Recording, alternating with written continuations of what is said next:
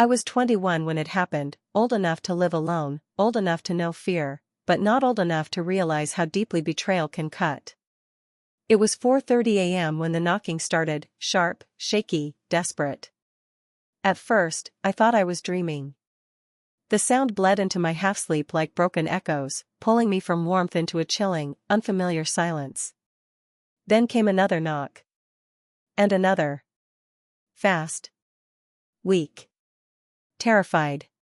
My heart kicked against my ribs. Who knocks at dawn like that? I pulled on my sweater and walked barefoot across the cold wooden floor. The house felt unusually quiet, like it was holding its breath. Even before I opened the door, something in me already knew this morning wasn't normal. Under the porch light, I saw two shadows, small, trembling, hunched over each other. I unlocked the door, and the moment it cracked open, two tiny figures collapsed forward. "Auntie. Please." It was my brother's kids, Liam, 8 years old, and Mira, only 6. My breath froze. Their lips were blue. Their fingers stiff. Their thin pajamas soaked with melted frost. Their little bodies shaking like leaves in a storm. I dropped to my knees immediately, wrapping both of them in my arms. "Sweetheart, what happened? Why are you out here? Where are your shoes?" Liam tried to speak, but his jaw locked from the cold. Mira only sobbed, clinging to my neck with what little strength she had. I dragged them inside, shut the door quickly, and rushed them to the couch. I wrapped them in blankets, turned on the heater, and held their icy hands in mine, rubbing life back into their fingers. It was 23 degrees Fahrenheit outside, lethal for children dressed like they had just crawled out of bed. But no, this was worse. Liam finally managed to get out the words between chattering teeth. "We slept in the garage." "The garage?" I whispered, hardly believing it. Mira nodded, tears streaking down her little cheeks. "Mommy said, it's punishment for fighting." My stomach twisted. My breath turned to stone. I knew my brother and his wife weren't perfect, strict, short-tempered, cold even, but locking two children in an unheated garage in the middle of the night? That was something else. Something darker.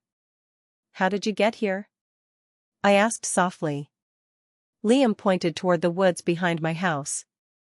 "We ran, through the trees, it was so cold. Running barefoot. In pajamas. In freezing temperatures. Through frozen woods." My hands shook as I wrapped a second blanket around them. I felt anger, no, rage, pierce through my chest like a blade. But I pushed it down because the children didn't need my fury. They needed safety. Warmth. Love. Something their parents never learned how to give. "Don't worry," I whispered, kissing Myra's cold forehead. "You're safe now. I've got you." As the warmth slowly returned to their bodies, they both collapsed from exhaustion, falling asleep pressed against me. For a moment, I allowed myself to breathe, but my mind raced ahead. Their parents would wake up. They would notice the kids were gone. They would come here. They would blame me. They always did. And this time, I wouldn't let them get away with it. Because this moment, those shivering children, their ice-cold hands, was the knock that changed everything. The knock that lit a fire inside me. A fire that would burn long after sunrise. I had barely settled the kids onto the couch when I heard the sound I'd been dreading. A car screeching into my driveway. The headlights cut through my curtains like blades. Doors slammed. Voices, angry, frantic, and unmistakable, filled the cold morning air. My brother. And his wife. I felt Mira flinch in her sleep, her small hand gripping my sweater instinctively. Liam curled tighter under the blanket. Even half-conscious, their bodies recognized fear before their minds did. I stood up slowly, the weight of responsibility heavy on my chest. For a brief second, I wished I could hide them, shield them, delay the storm that was about to crash through my door. But the knocking came anyway, loud, furious, entitled. "Open this door right now." My brother's voice. A voice I once trusted.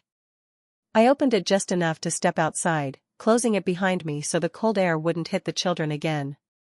He didn't waste a second. "What did you do?" he shouted, stepping forward aggressively. "Where are my kids?" His wife wasn't any calmer. Her face twisted with a mix of fear and anger, but not the kind a mother should have. No worry about their safety. No relief. Nothing human in her eyes. Only self-preservation. "They're inside," I said firmly. "Safe. Warm. Which is more than what they were at your place." "You stole them," she snapped. "You've always tried to turn them against us." I stared at her, disbelief flooding me. "Your children walked here barefoot at 4 in the morning. They crossed frozen woods. They were shaking and blue-lipped. They told me they were locked in the garage." My brother's face froze, just for a moment. That flicker of guilt. Of being caught. And then, just as quickly, it twisted into rage. "That's a lie," he said sharply. "Stop poisoning everyone against us. You've always hated us because we're strict." "Strict?" I repeated, my voice low. "You locked kids in a freezing garage." His wife stepped closer, jabbing a finger at me. "We know what you're doing. You want custody, don't you? You want to look like the hero. You're jealous because we have a family and you don't. Blood ties can feel like chains." And in that moment, I felt every link tighten painfully. I used to think betrayal hurts most when it comes from strangers. But nothing compares to when it comes from your own flesh and blood, people you defended, trusted, and forgave too many times. I looked at my brother, the same boy I once shared a bedroom with, the same brother I stood up for countless times, and I realized something bitter. He wasn't the person I thought he was. Maybe he never had been. "I didn't take your children," I said quietly. "They came to me because they were scared. And you know it." Before he could respond, headlights swept across us again, this time blue and red ones. The police. I had called earlier, knowing this scene would come. My brother stepped back, straightening himself, rehearsing his lies in a split second. "Good. Let him talk. Let him dig his own grave." 2 officers approached us. "Is there a problem here?" one asked. My brother didn't even breathe before launching into his performance. "Yes. She kidnapped our kids." I closed my eyes, letting the absurdity wash over me. Of course he would twist the truth. Of course he would hide what he had been doing for years. But I wasn't the scared little sister anymore. And I wasn't alone.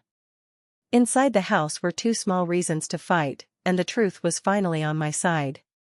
The officers looked at me. "Ma'am? Your side of the story?" I inhaled slowly. "It's time someone tells them what's really been happening," I said. "Because blood may connect us. But truth was about to divide us forever." For a moment, the world stood still. The kids sleeping inside. The police waiting. My brother glaring at me with the confidence of someone who had lied his way out of consequences his whole life. "Ma'am," the older officer repeated. "We need your statement." I didn't shake. I didn't stumble. I didn't let my brother's rage swallow my voice like it used to when we were kids. Instead, I spoke clearly.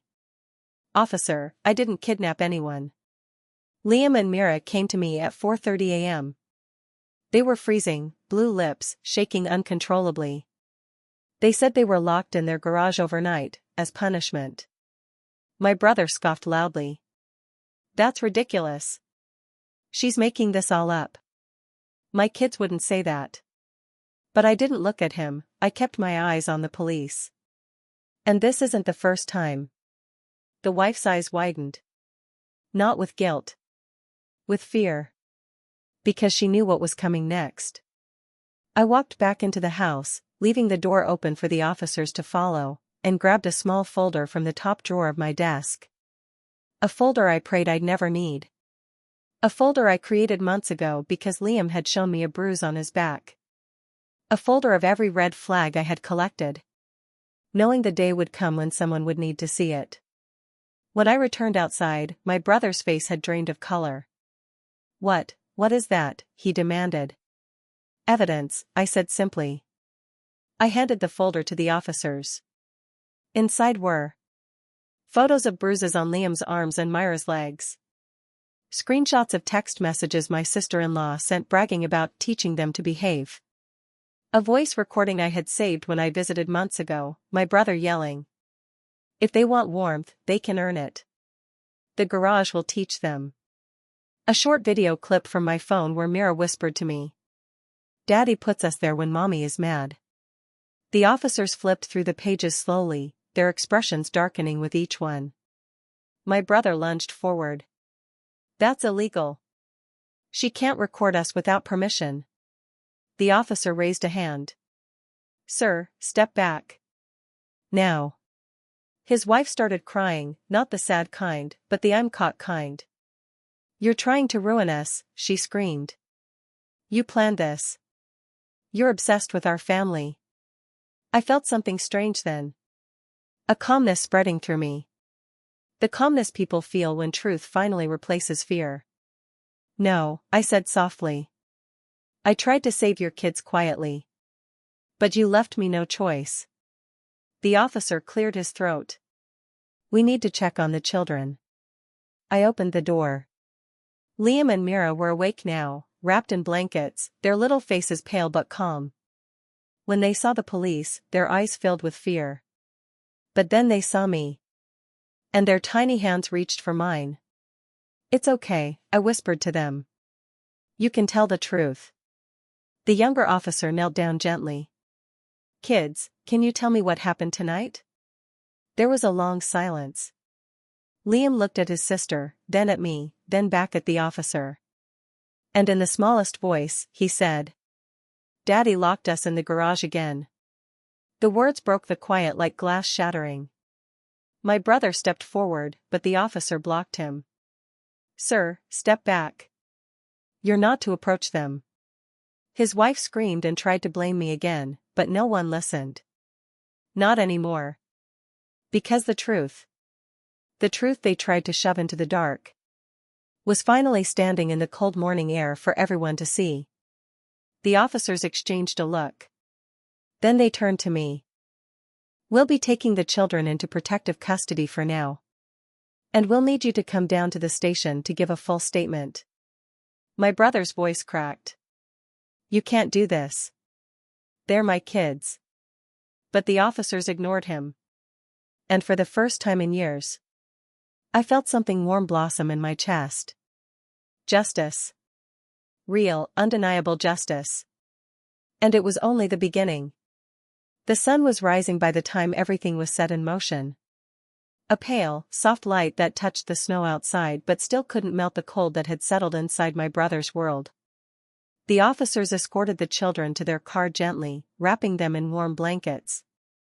Liam held my hand until the very last second, his fingers clinging to mine like he was terrified I would disappear.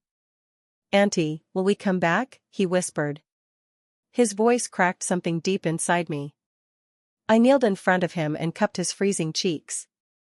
"You're going somewhere safe for now," I said softly, "but I'm not leaving. I promise." He nodded, trusting me in the way only a hurt child can trust the person who finally protects them. When the car door closed and the officers began driving away, my brother snapped. He charged toward me, wild with anger and desperation. "This is your fault. You think you've won? I'll get my kids back, and you'll pay for this." But the officers grabbed him before he could reach me. "You're under detention for now," one of them said sternly. "And you're not supposed to approach her." His wife's screams echoed across the driveway. She shouted that I ruined her life, her marriage, her image. But not once did she ask about her children. Not once. And in that moment, I realized. They weren't grieving their kids. They were grieving the loss of control. They weren't parents. They were tyrants who finally met a wall they couldn't break through. As the police took them aside for questioning, I stood there watching the scene unfold. The chaos, the panic, the crumble of their lies. This wasn't revenge done in anger. This wasn't revenge fueled by spite. This was justice woven calmly, piece by piece, until their entire story unraveled. Sweet revenge, I learned, is not loud. It is quiet. Precise. A final, peaceful breath after years of being suffocated. Later that day, I was called to the station to give a full statement. Social workers asked if I would be willing to take temporary care of Liam and Mira once the investigation concluded. I didn't even hesitate. Yes, I told them. They're my family. They deserve a home that doesn't punish them for being children. They smiled sadly, as if they'd seen too many stories like this, and thanked me. When I returned home that evening, the silence felt different. Not heavy. Not lonely. Hopeful. 6 days later, the children were officially placed with me temporarily. They arrived with small bags packed by the social worker, holding clothes that didn't fit, shoes that were too tight, and toys that clearly hadn't been touched in months. They ran to me. Liam hugging me so tight I could barely breathe. Mira crying into my shoulder as if her little heart had finally been given permission to break. "You're safe now," I whispered into their hair. "Both of you. No more cold nights. No more fear." They believed me. Because this time it was true. Over the next weeks, they slowly changed. Their eyes softened. Their nightmares lessened. They laughed again, small, fragile laughs at first, then louder ones that filled the house like sunlight. My brother and his wife faced charges: negligence, child endangerment, emotional abuse.